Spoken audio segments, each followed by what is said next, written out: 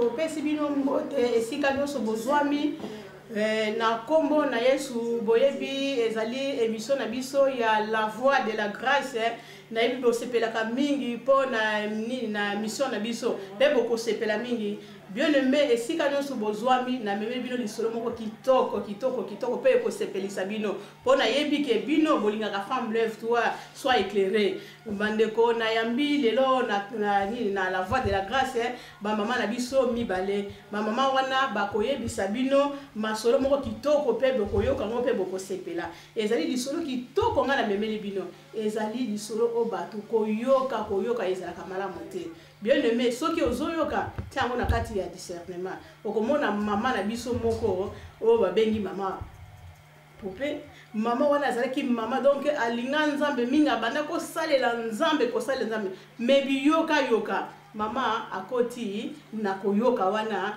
mama atiki na musala na nzambe pona koyoka yango wana bandeko esika nyonso zwami na koyebisa bino bope bokomona ba mama ngo bakoyebisa bino bango moko ndenge nini akotaki na kati ya koyoka astiki charisme o azalaki nango ya kobondela mama mabondeli mama wana mais lokola ayokaki babemi sango koyoka basango komema basango ezalaka malamu te bino moko bokolanda pe bokoyoka lisolo yango ndenge nini ekozala mais soki yo moko se trouver na kati ya situation ya mama banda kososola amen na yebi bokosepela mingi po bolanda lisolo na biso ndenge nini ekokende kosukela.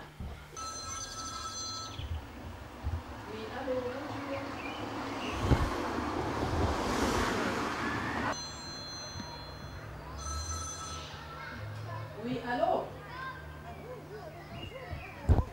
Bonjour, shalom, maman.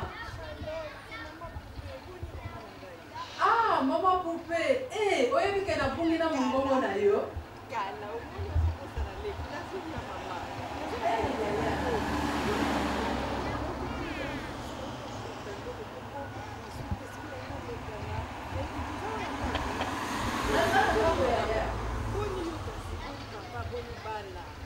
Ah, tout va bien, Jésus, comme Yaya.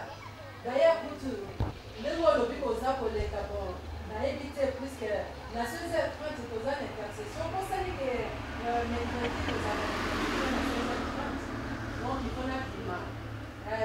Mais le col aux années quartier, il y a un monde Mikolo, il y a un monde, eloko nini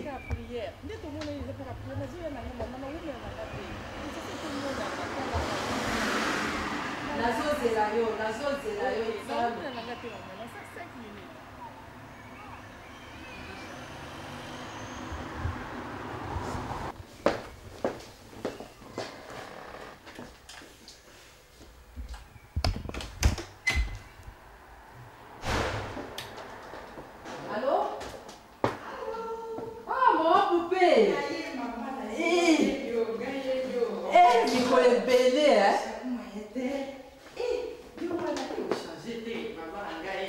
changer de nini?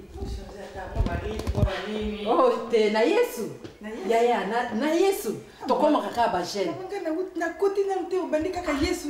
Ah, bongo mama. Ya kota na shalom yaya. Alléluia. Bani yo mama. Yo moko zomonati. Yesu azosala. En tout cas, merci.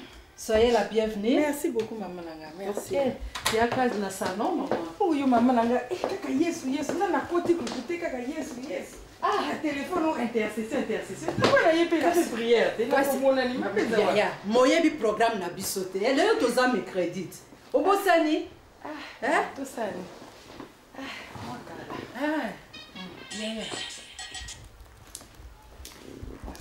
Maman.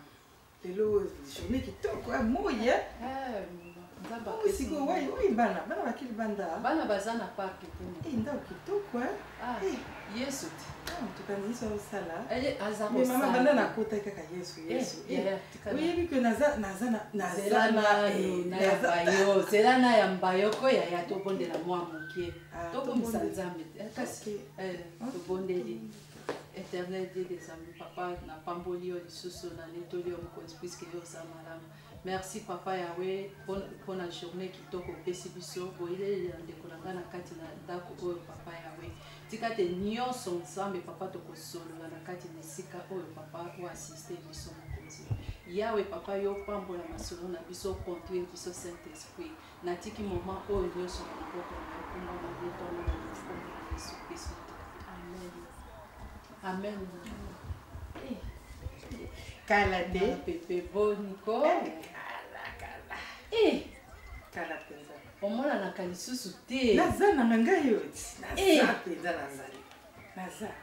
Oza wapi oza komona naza na nganga na bimaka nanga pamba naza na nganga. Oh, obimaka wapi tokutana kalisusu te. Na yoka kata mungongo wana lisusu te. Na magasin na quiz place. Faut bima mais yo to bimaka te. Ya. Oza ka prière. Non comprendre binote. Neko muninga de kotala yo. Ozo ke prière lisusu. Kasi na yo so prière. Ya. So na benga nanga bana ba mama zo prière. Na benga bo yo ka ya nanga na yebisa yo makambo ya mikolo oyo boye lo sambo nde lo sambo. Bible écoute elobi na 1 Thessaloniciens 5:17 elobi prier sans cesse mwana mama. Oza wapi? Mais tant ozo prier pe faut ozonga pe na vie normale. Vie normale na ba biso boye. Ya. Kene magasin Ya tika ndeko.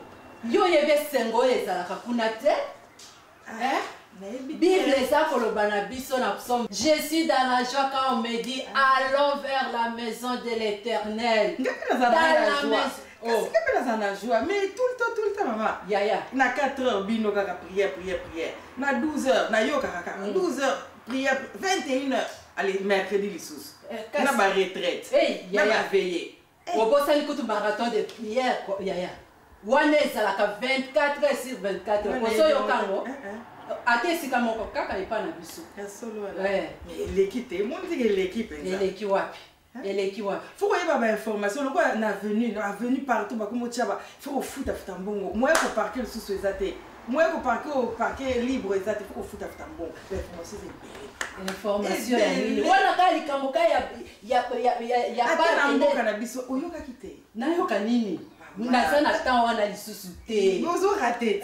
Baka beleza nozo raté na fongola yo nde. Fongolela na nga dossier wana bonga na fongolela yo yanga. Oh, na fongolela dossier nini? Bilo ka ba retraite. Kutu na retraite kuna na yoka ki kuna na retraite. Bombe. Kana bo ka ya sute. Na ki bombe. Yebisa na nunga na retraite. Retraite wa suka wana yo zala kite. Tunangai. Oh, yo ndo ozalaki na retraite wana. Zala kite menaza na pire nga yebisinga atinga na top. A expliquer nga masolo akati. Yebisa na nunga pire na yo wana yebisa ki yoni. Ponga na retraite na zalaki. Oyebi ki na nsanisa ka retraite te. Te ba yebisa nga ozalaki te. Nzakita mozalaki na Afrique. Te. Te. Ozalaki? Te, nazalaki te. Oh. Biso bazotokoti na makambo ya minene kaka sikoyo. Kuna bakangi. Nani wana mama pardon Mama Deborah na équipe na ye babondeli kuna ko bondela 24 ko bondela ko liate mama ta maite kuna bakangi tala bandoki o ba milimu zo bima na banzoto bato izaka wapi ekoma mot na bibi mama ya bokema na bino banini na bino bozo sala sika na ye kambo ngasi kuna ye na babombe fongola yo mama nani ayebisaki yo lisolo wana ke bakangaki moto kuna nazala mutu na nga yebisala ngai mama biso bato tozaki na ebandela femme life biso oyo yo boye koya après biso oyo tozaki na ebandela donc toyebi ata tozalaka susu zalaka susu te me tozala ba information na biso toyebi déjà yebisana tangela na nunga komba motongo po yo ozalaka na retraite te yebisana nunga kasi yo lobaki ozalaki ngana zalaki mais yebisanga po biso kuna na retraite na femme lève toi toza bana tata moko mama moko ngana za na mutu na ngai bisinga mama poupée zelanga na yebisa ozer donc tango tozo bima zo yebisanga tala bakomi bando baba milimu zo bima yebisana nunga kombo na ye mama kasi molimo te tango basalaka balobi ipare mama Deborah na suka bandi kaka adoration kaka bandi kaka losambo nde losambo kasi po yebaka za na eloko na nzambe te ngana mungu bokomo exagéré te bokomo exagéré yoka na yebisa yo papa pardon tangela na nunga kombo ya moto wana lembisa motema ko te lembisa motema to leki na ngai ekofungola yo so yeba oyo ezosalema na lembisa motema lembisa yebisanga nga moto yango yebisanga nani mais bombanga oh mais toza biso mibale awati bombanga motayeba te mama pardon soki ebimi esala bien te yebisanga nani akopesanga so information te kasi yebisanga Maman Marie Paul. Maman Marie Paul. Ah, ndeko. Nga kutu nakaliso ni ngotangela nga soki nani yango. Même ayaka pe lisusu te yo na ye. Ya pesa nga ba information de. Azela kango. Yo kuta. Maman Marie Paul. Ayaka lisusu te. Mikole pele. Bombanga pardon. Toi yebani. Wana ezalaki autre biso. Na yebisi pe pour intercéder. Na yebisi pour na songi songi te. Yo yebinga. Biso toza matakala ya fable toi. Biso ata toyaka susu te to salika. Femme lève toza ko lever wapi na libanda. Mais yaka na ndenge na ndenge na ye. Femme lève toi. Oh yo yebelaki. Il y a 2000 2001 2002 ou bien femme lève toi ya nini yo yebela. Kasi biso bandaki. Biso zaki bandaki makambo changer. Bible solo banzambe na biso changer ati bon ba changer makambo ndene. Makambo na losambo. Yaya. Tala. Na l'église. Bisika mama Deborah. Na kana mama Deborah yo yebeli wana. Na pasteur Bokol kaka. Bango kaka. Ba oyo yebeli wana. Yaya. Pasola photo wana oyo zaka na ya kala wana. Po mama Deborah na minute oyo. Oh. Na MC yo femme lève toi. Oh, oyoki basango te. Basi basako bota likomba ko. Te wana bayebisinga te. Bayebisinga kaka makambo yo kana yebisi. Ndike bakandi wana. Menga makambo wana bota wana. Ba miracle wana ngana yebi yango te. Ba miracle wana bayebisinga kaka. Yango nde na yebisi yo Marie Paul wana alingi yo te. Na yebite.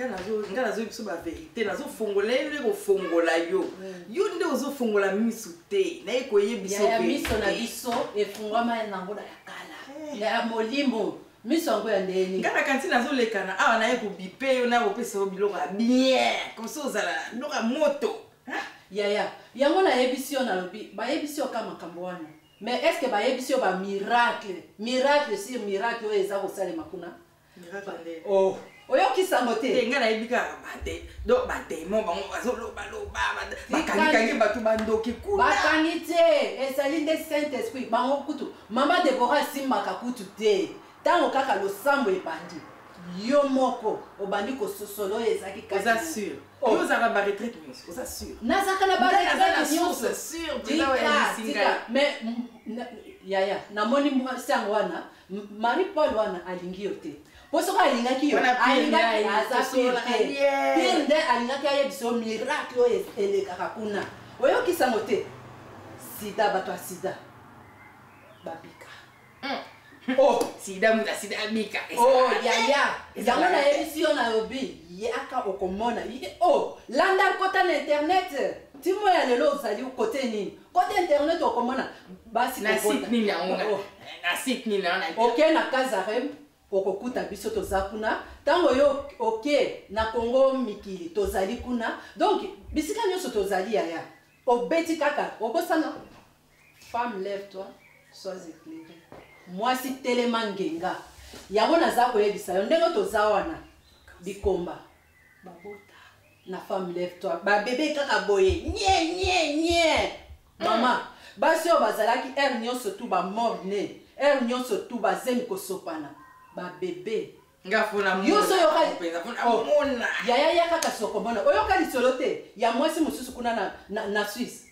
donc balobi esili yango na suka mwani fo abima prière ya mukuse kaka mama betaki ko mwasi wana bébé mama Deborah oh bongo na yebisi yo nani peut-être nzamba zo salela donc nous ebisa nzamba zo salela nzamba sa ko sala yango na yebisi yo na lobi est-ce que vous avez confondre te maman Costa ou bien maman Deborah pour Mikolo et comme maman Deborah Mikolo bonga na yebi na ngate ya tika ngana yebi ye bakala biso tozalaki ba yebi tango ya maman Costa mais na lobi kota na mozindo sikoyo boye azali susu mama Constantine akomi mama Deborah. Makambo changer penza. Oh, mais Bible elobi na bisote. Elobi il faut qu'il y ait la différence. Bokese il faut ezala na ba o basale la kanzambe na ba ya na bosolo na ba o basale la kaete. Yango wana za komona ipa mama Deborah. Ezate ke o akeso ki wapi akoti soki wapi nzamba za ko sale la ye. Mama, yo yebi ba pasi mama Deborah mona. Oyebi be preuve nzamba alekisa ye. Po lelo atombola ye nzamba alobaki nini? Liloba ya nzambe za koloba na biso nini? Ya. Tika makambo wana. Ngana zaki wana tozaki ne bandeli. Na bonde na lemba na. Mais policier ezala tika na ngai na. Policier ezala na ndaku mama na sani. Kofana na ndako te telema. Telema na yebisi on alobi telema. Telema. Ya. Yo kofana na ndako. Oza kozwa nini na ndako yebisa na nga. Na ndako eloko moko te. Menga na yebisi on alobi ndenge ozawana. Tala okomi na mawa susi yo kalisi ke no soki na mibenda ni bakosi yo na mwasi wana kosi yo ofandi me yeba ke kuna na losambo tango yo kokota oyoki ndenge baninga basa ko adorer ya adoration ya ndenge wana moyebi ki adoration ezali eloko nzambe na biso alingaka papa na biso alingaka bilei na ye vraiment soki tolambeli ye yango allez yango problème na yo nyoso yo za nango za ko swa siko pendant 1h30 bozaka ka prière na 4h na ya 1h30 tango bosala ka nini ya openza oh 1h30 wana c'est rien na bonde la kana ndenge na ngai nazala yo kana ngai nazala ki wana te yo kana ngai ozala ki wana mais tango wana obondela te mikolo boy omoni 1h30 wana c'est rien. Tango yo so mipesi corps âme Saint-Esprit a komi kosala na kati na yo yaya 1h30 wana okomona ngo 2 minutes 1h30 kutu oyebisi ya marathon wa 24 heures sur 24 yaya lo sambo mais na wana yo ka ba délivrance pamba nzamba za kosala na bandako wapi oza koyoka yaya esengo kosangana na baniga yaya Marie Paul antika ye landa akosi yo yebisa ye aya na Yesu aya intercession bozo kende obi 16h30 yaya tala na RPS eza koleka yaka to kende intercession yaka mais makambo lobelinga Sois kimia na Yesu, kimia ezala na yo mama, kimia, puisque ndenge ozali wana, yoka, na femme lève-toi, yaya, Canada ekotaka, yaya, États-Unis, Kinshasa kutu koloba te, Pointe-Noire, bato na babisika wapi, Afrique de l'Ouest, wapi, Cameroun, Togo, wapi na wapi yaya, En tout cas, papa a regretté peut-être éviter loko ni na wetinda kingai penza. Nandimaki makambo mama Marie Paul ayebisika na kima okota na banda kuna zoloba na ye mama Marie Paul wana asambela kawapi akoma kosambela wapi asambela ne pete mama oh ya omoni makambo ko kende to okomi boye tango yo koti yana yo ki yona solo masanga na yebela ki yo mama katula ki ali makambo leki bele asambela lemba na ngai na zo lokote mais kosambela pe keseni te ya osambela ki modèle ni nyango bakosi kosinga iwana babio yango epesi ngai bien te tango ayebisi ngai nazwi force siko na bio siko na balokota na bandako na baloba maka nzoka nde ezali nango lokuta nzamba lilisana mpenza yango wana ko yaya ye ndenge nini alobelika makambo ya fo tenebre na lumière bakotambola nzela moko te mais ye azalaki mpe na retraite te ndenge nini akosinga donc c'est que ye baprière kuna nde echauffaki ye te par hasard oh kasi baprière yango esalaki ebongo akimi na ye soki akimi bongo anga longolanga siko na nzela kasi yango wana yaya ifo koverifiaka bible eza soki balobeli yo likambo ozwi bible na yo ofungoli otangi okompare eske oyo balobi eza ya solo kasi natangaki nayokaki sorti yango na nalongwe na ngai to nayoki papa na biso mpe azalaka na ye papa boboto alembaka na ye te zonga place na yo ezali abala oyo ekufa mibali bazonga seke nga solution nanga mpe soki na ye na bondeli mpenza nyonso oza nango besoin kozwa soki obondeli na bosolo po bible elobi nini libondeli ya bayengeli ya basanto esalaka nini yaya litomba ya kitoko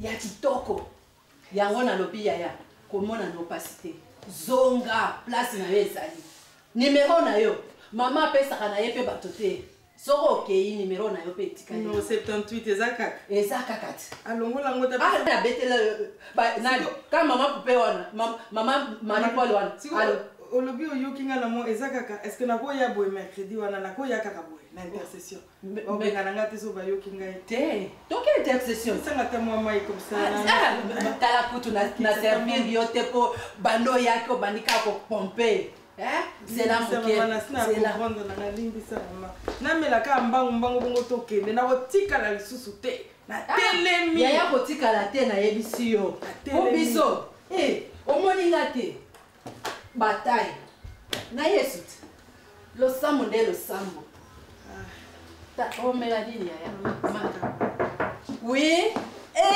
shalom yaya ka yo te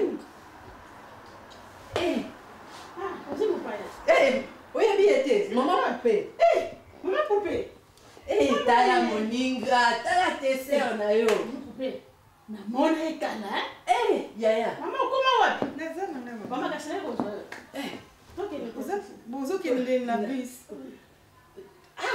naya toza na voiture place place ezali toke kasi mela mwa mokie po mwa solo ya oza sur babengana nga te bakobengana yo te yo so yoka lisolo babengana yo wapi makambo naloba mama elanga na nzambe tala mokabakata basali baza moke yaka kuna pastor bopol mpenza kotikanga na fungo na kota mama pupe fanda te namona mapupe namona ekala mama esengo monene ayaka epa na yo yaya ayaka wapi banda mikolo ebele bambula na moni ekale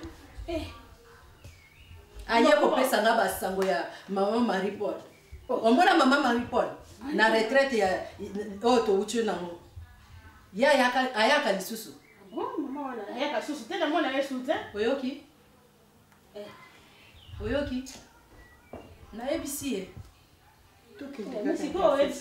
nayebisi ye nabi eza masolo ya lokuta kuna na femme lève toi na baretraite na biso bakangaka bandoki yango nayebisi ye nabi babeteli yo masolo ya lokuta me bamiracle oyo eza kosalema kuna ayebi yango te ka ye demon moto ye moko na bademon na ye nde elobisaka ye ningongo wana oyo ebimaka ezaka ya banani soko ovandi na yesu te donc milimo mabe elataka pesa elataka il faut aye koconfirme na ndimi il faut ozala discernement soki bayebi so makambo il faut ozala discernement yo moto banda wabondela vraimen nini kitoko na banda mama pupe tala ndenge osokomi numéro 78 mama wana soki azobondela nasepelaka na priere na ye oyoki zonga omoni mama Debora aza motema monene ye akipanake ye akota na bonzambe soki kutu yango nayebisi ebongo naya semaine prochaine non nakokotika yo lelo te nakokotika yo nakokotika yo te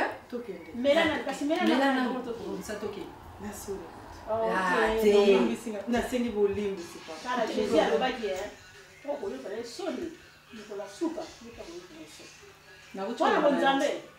nauti oloba na yoka sikoyo oyoki yango je pense que soki yo zongi oyoki siko mate ya kitoko efandi molimo efandi kati no kota pe na nini okozongela mama Marie Paul wana oyebisa ye oteye lisusu mpo azonga eske ozalaka lisusu na nimero ya kode oyo tokotelaka mikolo oza nango te osanango napesa yo yango na comprendre wana ezali makambo eza nazongeli oza moto ya awa boye freka ya mboka ngo na biso te kazi 030 25 555 après oyo ekomi 0311 nde code mpona kokotela pine nango oyebi ka ndenge tosalaka ti pine nango bosana nyonso mama na bosana loyenge me na 34 65 dièse ndenge okota na priere te siko osalaka nini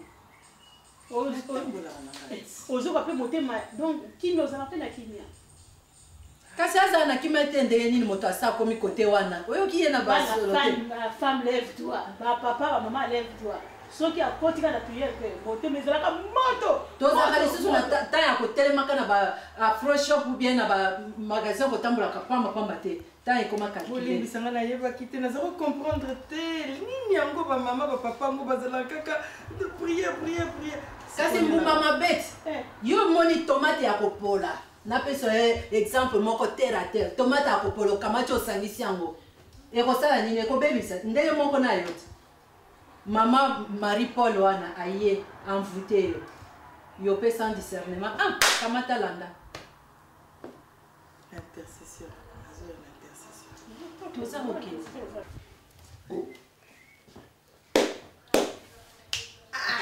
nga mpenza mama poupée ndenge nini mama Marie Paul wana koenvoûte nga na niveau ya likolo boye nga nazalaki deja na nzela bandeko ndenge nini nakomi vraiment nakomaki ti na niveau kokota na bandako nyonso koloba mabe ya femme kasi te yaya molimo mabe wana ekotelaki yo acontamine yo ya alingi kokende lifelo ye moko te yango alukaki yo alobi non nakokokende nga moko te amonaki yo keno mama pupe soki nake na yebisi ye boya kolanda nga yangola aya kozwa yo te mais yaya eza nango problème ya makasi te tokoko otanga na bible psaume na bible te mama natya na kela problème eza te yaya nasambelaka kaka boyeboye likolo donc na esprit kaka n'esprit esprit yango ya ndenge nini yaya ya saint esprit verse wana evandavanda na nzoto te ekendaka na motema ma nakokende na oluka bible wana totanga moke totangaka na bible na bible toza kotanga psaume 133 tokotanga mingi te yaya mpo moni toza kowela tokende intercession na psaume 133 verset 1 jusqu'à verset 2 kuna balobi na biso nini balobi il est agréable qu'il est doux eza kitoko kimia pour des frères de demeurer ensemble yaya balobi esengo ya ndenge wana komona bafrère na basere kofana elongo kozala na kati na yesu bacontinue lisusu yaya balobi c'est comme de l'huile précieuse yaya yokana mafuta wana ya motuya mafuta ya pamba te mais ya motuya qui répandue sur la tête de tosukata wana te yaya nakitela ye mwa moke na nini na 3 totangela ye ya suka wa bwete yaya car c'est là que l'Éternel envoie des bénédictions, la vie pour l'éternité. Oyoki yango. Na lisanga wana yaya yo siko yo fandaka yo moko na kati ya ndako. Koni moko osomona yaya epelisa moto boye pe lambisi biloko ebeli. Mais tango toza kosanga na liboke moto epeli. Yango wana oza koyoka keno milimo maladi babeli baza kobika yaya komona no pasi te yaya zonga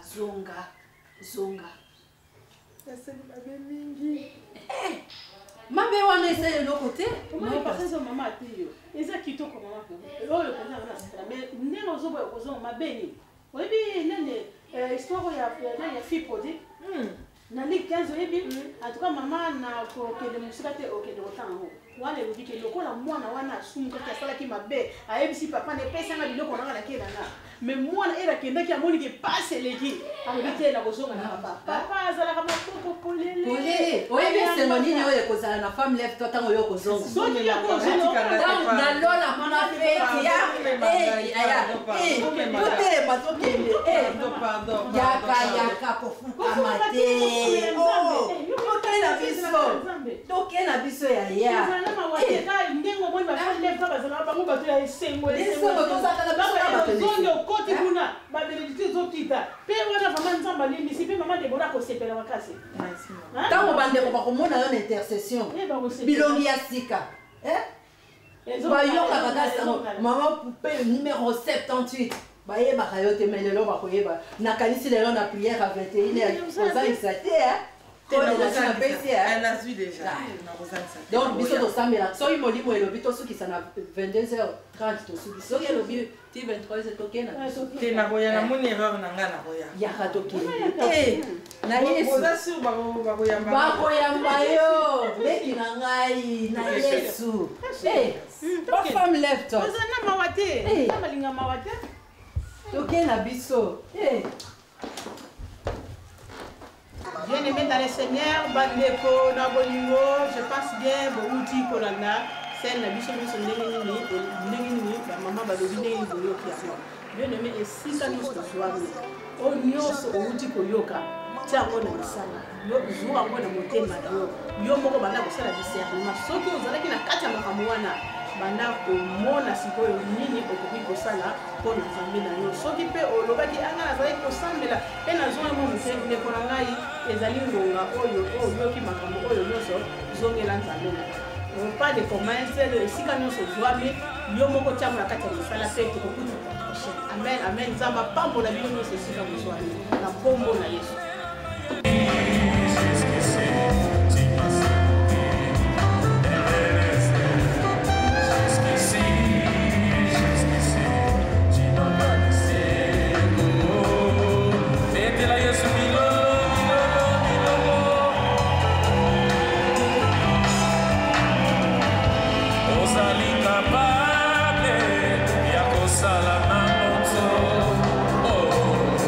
Makambo ekoka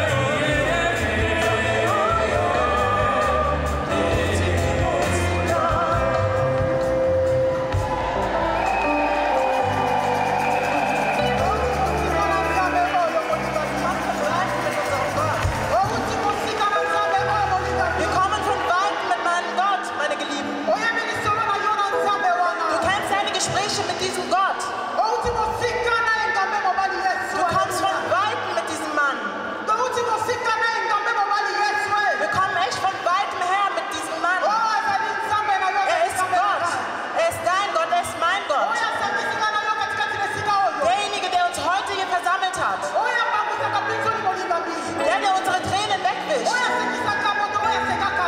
Derjenige, der Menschen zum Lachen bringt, die lange nicht mehr gelacht haben. Ja, er ist immer für uns da. Le consolateur de âmes abattues. Er ist immer da für Menschen, denen es schlecht geht. Er hat Frauen und Kinder gegeben, die vorher keine Kinder kriegen konnten. Diesen Mann sind wir heute erheben gekommen. Er hat Menschen von Krebs geheilt. Er heilt Menschen, die Nierenversagen hatten. Er ist Gott. Bonjour, bonsoir, cela dépend de l'endroit où vous êtes.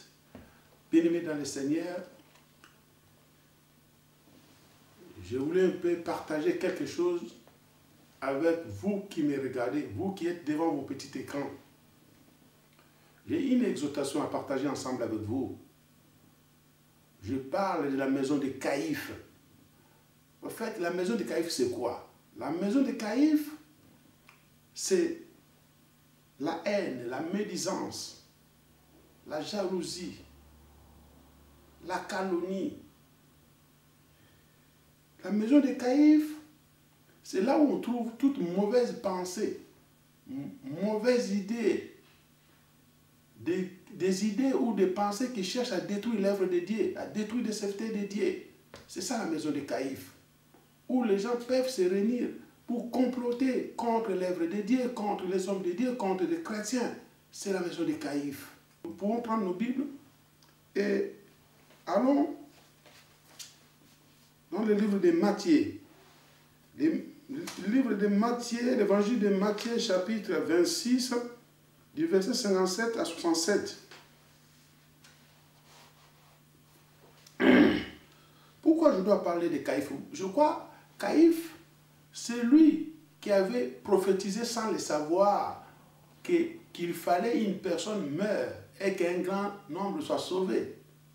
Si Jésus n'était pas mort, nous ne serons pas ce que nous sommes. Moi, je parle à des chrétiens. Alors, c'est cet homme-là qu'on appelle Caïphe, c'est lui qui avait prophétisé. Ceux qui avaient saisi Jésus l'amenèrent chez le souverain sacrificateur Caïphe, où les scribes et les anciens étaient ensemblés. Pierre le suivit de loin jusqu'à la cour du souverain sacrificateur. Il entra et s'assit avec des serviteurs pour voir comment cela finirait. Les principaux sacrificateurs et tous les Sanhédrins cherchaient quelques faux témoignages contre Jésus, suffisants pour le faire mourir. Mais ils n'en trouvèrent point. Quoique plusieurs faux témoins se soient présentés, enfin il en vint deux qui dirent, celui-ci a dit, j'ai pu détruire le temple de Dieu et le rebâtir en 3 jours. Le souverain sacrificateur se leva et lui dit, ne réponds-tu rien? Qui est-ce que ces hommes déposent contre toi? Jésus garda le silence et le souverain sacrificateur, prenant la parole, lui dit, je t'en jure par les noms, je t'en jure par les dieux vivants de nous dire si tu es le Christ et le Fils de Dieu. Jésus lui répondit, tu l'as dit. De plus, je vous le déclare, vous verrez désormais le Fils de l'homme assis à la droite de la puissance de Dieu et venant sur le nuée du ciel. Alors le souverain sacrificateur déchira ses vêtements, disant, il a blasphémé. Qu'avons-nous encore besoin de témoins? Voici, vous venez d'attendre son blasphème. Que vous ensemble. Le verset 66, il répondit, il mérite la mort.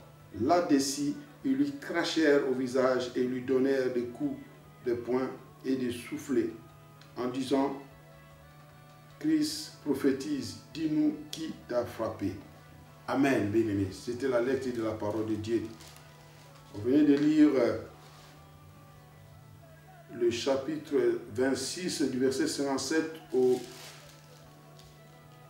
68e verset de l'évangile de Matthieu. Je disais que nous parlons de la maison de Caïphe. Comme je venais de lire, c'est là où on trouve toute mauvaise pensée, toute mauvaise idée. C'est là où les gens se complotent contre les chrétiens, les serviteurs de Dieu, en bref, contre l'Église de Dieu. Ici, il s'agit de Pierre. Pierre qui était disciple de Jésus. Pierre qui a dit que ce soit à la mort ou en prison, je ne t'abandonnerai pas. Mais quand on a amené Jésus à la maison de Caïphe, Pierre est un de ses disciples qu'on n'a pas cité le nom. Ils ont suivi de loin Jésus. Jusqu'à la cour du souverain sacrificateur, nous dit la Bible, Pierre était toujours là. Et la Bible nous a dit que Pierre est rentré dans la maison de Caïphe. Il s'est assis dans la maison de Caïphe avec des serviteurs. Mais Jean va nous préciser quelque chose. Dans l'évangile de Jean, on va nous préciser quelque chose. Que quand ils sont, avant d'aller à la maison de Caïphe, ils n'étaient pas premièrement allés à la maison de Anne. Anne qui avait précédé Pilate. Anne qui était le beau-père de Caïphe. Et c'était quand? La nuit. Tout s'est passé la nuit. On va emmener Jésus premièrement chez Anne. Ensuite chez Caïphe. Tout s'est passé la nuit. Mais dans l'évangile de Jean, on nous fait voir que Pierre était dehors, devant la porte de la maison. Je crois que c'est dans Jean chapitre 18, vous verrez que Pierre était devant la porte de la maison. Pierre traînait encore, il avait encore des doutes. Peut-être il savait que ça, c'est la maison de moqueurs. Peut-être il savait que c'est là où on peut facilement nier Jésus. Peut-être Pierre savait que c'est là où on peut facilement oublier la parole de Dieu. Mais la Bible dit, le disciple qui était avec Pierre, lui, il était déjà rentré dans la maison de Caïphe. Et la Bible va préciser, lui, il connaissait Caïphe. Il se connaissait avec Caïphe. Et ce disciple va sortir. Il y avait une servante qui était à l'entrée. Et le disciple va demander à cette servante-là s'il pouvait laisser Pierre rentrer dans la maison. Bien-aimé, premier point, qui t'influence? Qui t'a influencé pour aller demeurer dans la maison de Caïphe? Qui est cet homme-là qui t'a influencé? Pierre était devant la porte, nous dit Jean. Mais l'autre là, il était déjà à l'intérieur. Il est sorti simplement pour influencer Pierre à rentrer aussi dans la maison de Caïphe. Et vous allez comprendre après, on ne parlait plus de ces disciples-là, mais on nous parlait de Pierre. Mais et pourtant, c'est lui qui avait influencé Pierre de rentrer dans la maison de Caïphe. Mais lui, on ne parlera plus de lui. Qui t'a influencé pour se retrouver dans la maison de Caïphe? Qui? La Bible nous fait voir que cet homme qu'on appelait Pierre, lui qui a dit que je ne t'abandonnerai jamais, que ce soit en prison ou à la mort. Et juste quand on a arrêté Jésus, il a essayé de respecter sa parole. Il a suivi Jésus. Arrivé à la maison de Caïphe, influencé par l'un des disciples. Vous savez, bien-aimé, rester à la porte selon la parole de Dieu, c'est là où on prend de grandes décisions. C'est là où on prend de bonnes décisions. Mais Pierre, devant la porte de Caïphe, n'a pas pu prendre une bonne décision.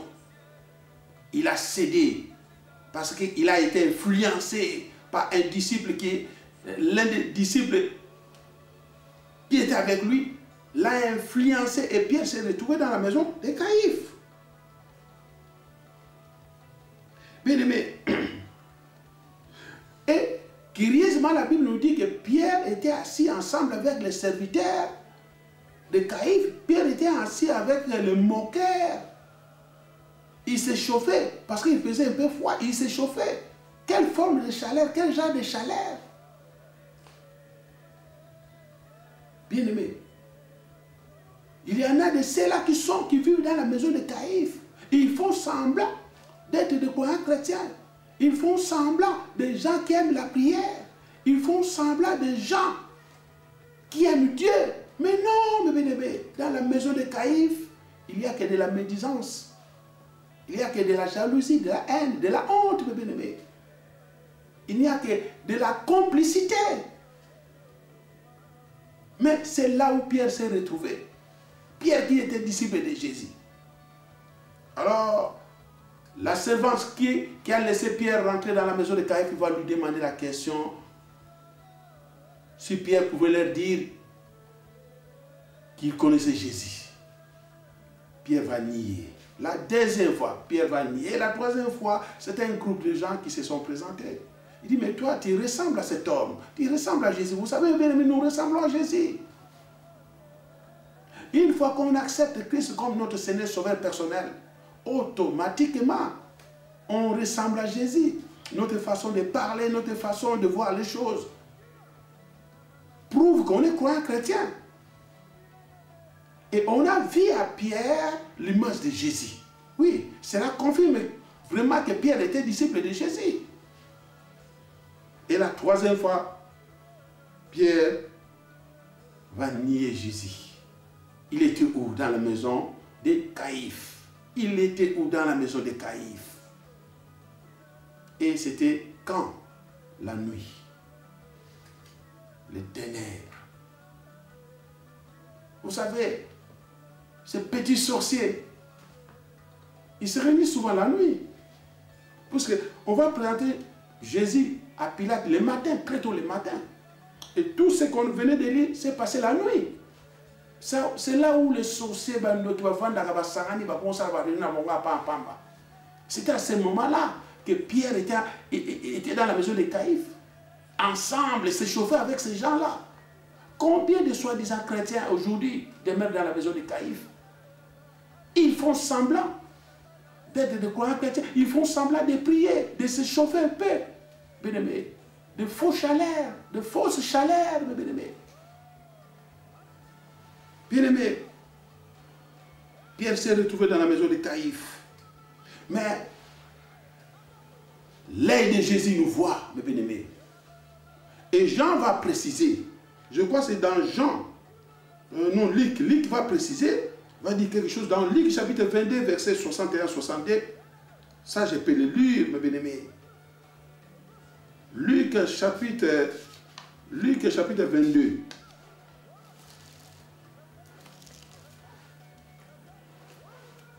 Luc chapitre 22.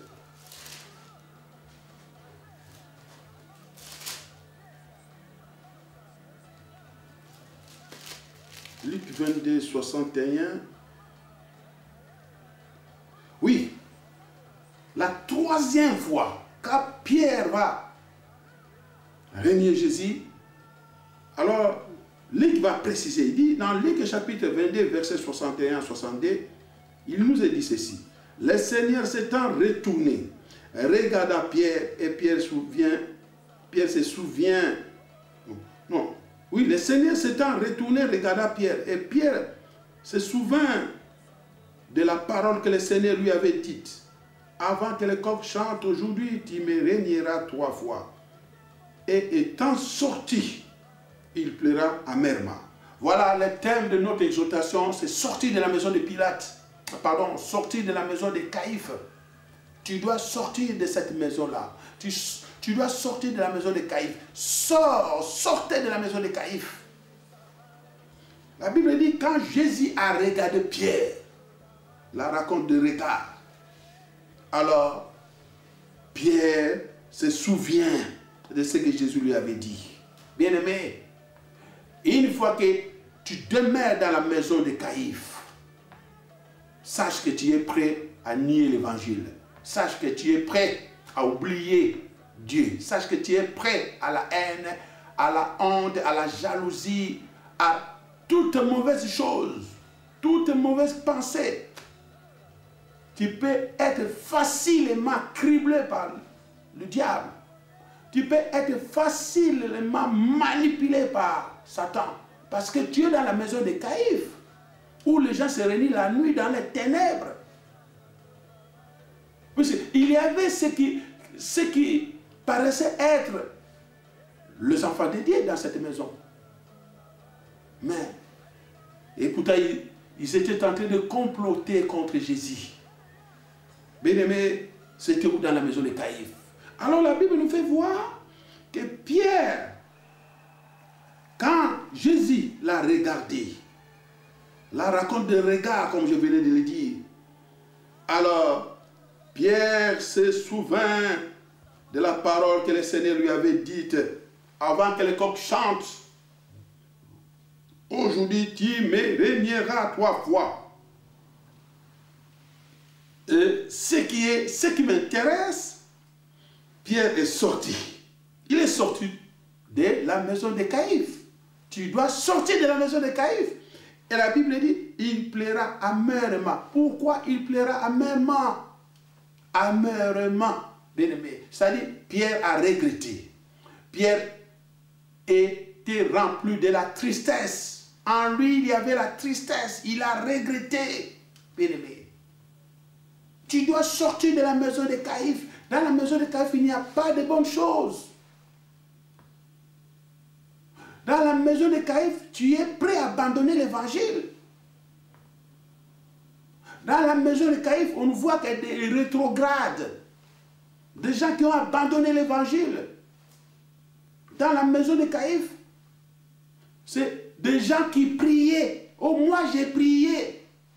Mais aujourd'hui, ils ont abandonné l'évangile.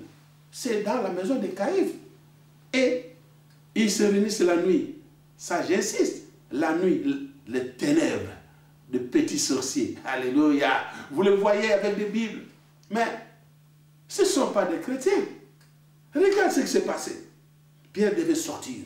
Et ce qui m'a intéressé encore, Pierre, pendant qu'on lui demandait s'il connaissait Jésus, si nous lisons bien la parole de Dieu, ça dit, Pierre disait, je suis au milieu du village.